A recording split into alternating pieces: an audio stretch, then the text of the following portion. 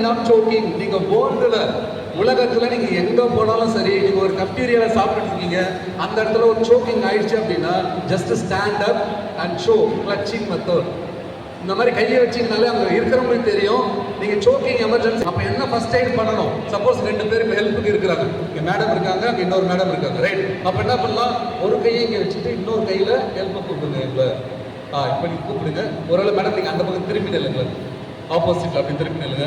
பாருங்க, இப்ப மேடம் வந்து ஆப்போசிட்ல நிக்கிறாங்க, ரைட்? இவங்களால வந்து ஷவுட் பண்ண முடியாது. அப்ப என்ன பண்ணலாம்? சிம்பிள் காமன் சென்ஸ், வேகமா கிளாப் பண்ணுங்க, கிளாப் பண்ணுங்க, கிளாப் பண்ணுங்க. அவர் கிளாப் பண்ணும்போது ஆட்டோமேட்டிக்காக திரும்பி பார்ப்பாங்க. இல்லை உங்கள் கையில் எதனா பாத்திரம்னா கீழே போடுங்க.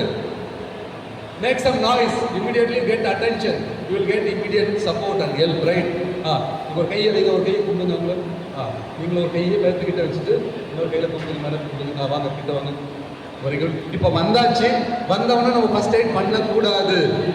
First we have to re-ensure whether the person really choked or not. உண்மையிலே சோக்கிங் ஆயிருக்கா இல்லையா? நீ கேளுங்க, தொண்டையில் அடிச்சிருக்கா? ஏன்னா அவங்க சாப்பிட்ருப்பாங்க, அந்த பாத்திரம் இருக்கும், இல்லை கப்டீரியாவில் இருப்பாங்க. हमको मालूम होना चाहिए क्या गला में फंस गया, क्या रीकन्फर्म करना है, ठीक है?